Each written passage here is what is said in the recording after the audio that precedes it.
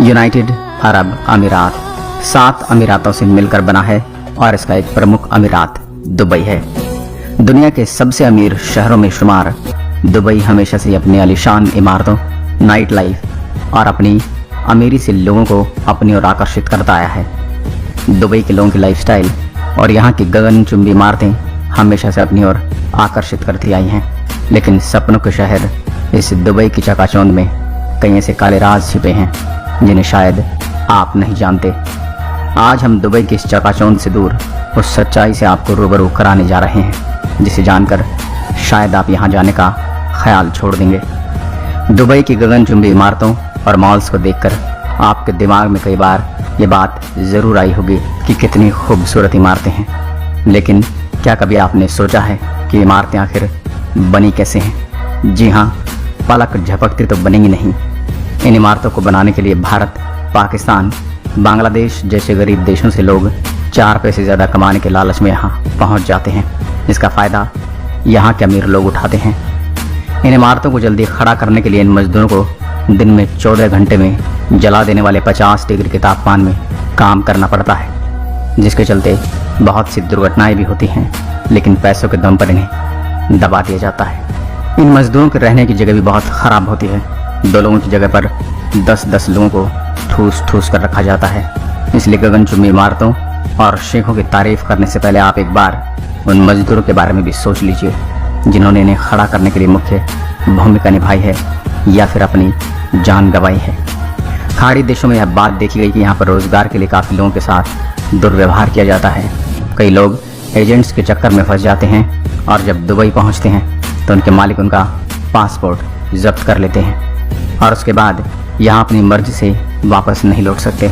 इसलिए अगर आपको कभी जाने का मौका मिले तो अपना पासपोर्ट अपने पास ही रखें, किसी को भी से न दें, अन्यथा आप बहुत बड़ी परेशानी में फंस सकते हैं। ऐसा ही हुआ मुंबई की फरीदा बेगम के साथ। इनका मालिक इनकी 3 महीने की तनख्वाह दिए बगैर अपनी दुकान बंद करके और उनका पासपोर्ट लेकर फरार हो गया। वो न तो अब मुंबई वापस आ सकती है और न ही स्वीकृत अवधि से अधिक ठहरने का 29,000 जुर्माना अब तक चुका पाई है। जब तक दुबई में कोई भी नई नौकरी नहीं लग जाती, जब उन्हें गिरफ्तारी का डर सता रहा है। फिलहाल वो एक भारतीय परिवार की शरण में है। आप खुद सोचकर देखिए कि इस महिला पर क्या बीत रही होगी। दुबई पूरी तरह से मुस्लिम शहर है और वहाँ उनका सख्त कानून चलता है। कानून इतना सख्त है कि महिला पुरुष के कपड़े भी नहीं पहन सकती और बदन में कसे हुए कपड़ों की भी मनाही है। एक दूसरे का हाथ पकड़कर भी नहीं चल सकते। रमज़ान के दौरान सार्वजनिक जगहों पर भी किसी रोजगार के सामने खाने पीने पर रोक है।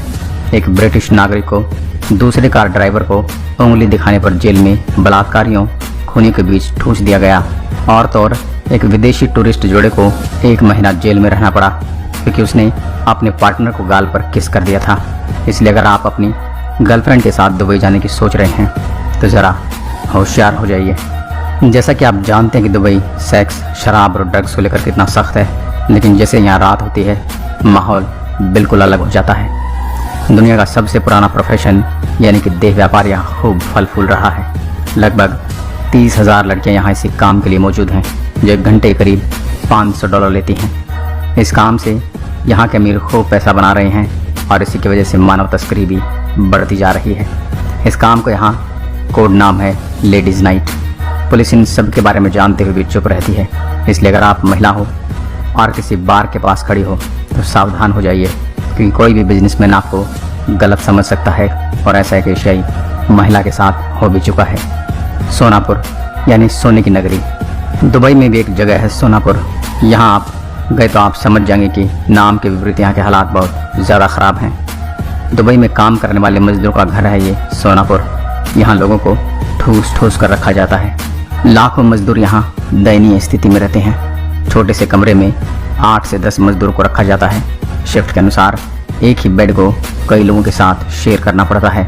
जिन आलीशान इमारतों, होटलों को देखकर दुबई आकर्षित करता है, ये वही लोग हैं जिनका निर्माण करते हैं लेकिन घुट घुट कर जीने पर मजबूर हैं क्योंकि इन्हें कभी भी पैसे समय पर नहीं दिए जाते और पासपोर्ट जब्त हो जाते हैं। दुबई में लोगों के पास इतना पैसा है कि उन्हें खुद नहीं पता कि कहाँ खर्च किया जाए। इसलिए सोने से बनी महंगी कारों से लेकर घरों और होटलों में पैसा खर्च किया जाता है।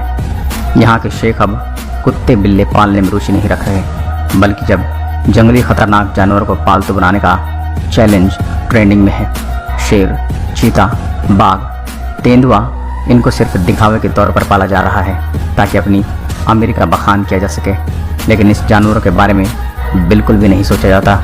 इन जानवरों को जंगल में अपने नेचुरल हेरिटेज में जीने का हक है और यही प्रकृति का नियम भी। इसके अलावा दूसरों को भी जान का खतरा अक्सर बना रहता है। ऐसी ही बहुत सी बातें हैं, जैसे पीने के पानी का दुरुपयोग करना।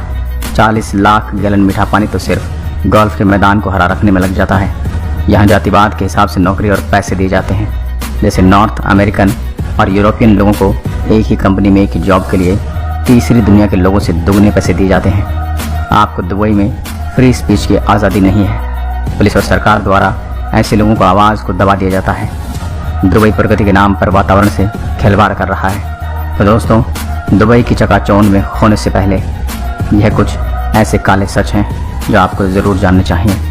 हमारा मकसद सिर्फ ऐसे सच को लोगों के सामने लाना है जिसके चलते किसी को आगे परेशानी ना उठानी पड़े। और एक बात और बता दूं दोस्तों, इस वीडियो में बताए गए सारे फैक्ट्स और जानकारी न्यूज़ और इंटरनेट से लिए गए हैं। वीडियो को शेयर ज़रूर कर सकते हैं। आपका एक शेयर वहां जाने वाले की ज़िंदगी बचा सकता है। धन्यवाद।